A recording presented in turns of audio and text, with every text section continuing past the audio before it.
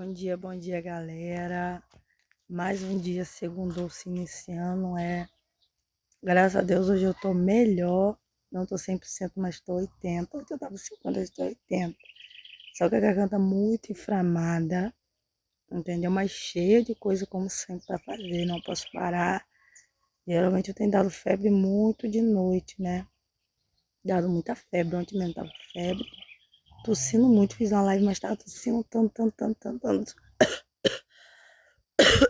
O pessoal nem tava falando tanto comigo, mas tava ali assistindo minha live, entendeu? Mas o meu dia a dia eu vou postando aqui para vocês poderem curtir, compartilhar. Gente, assistam o vídeo até o final, por favor, para pontuar lá que vocês assistiram até o final. Não deixe de curtir, compartilhar meu vídeo, por favor, comentem muito nos meus vídeos.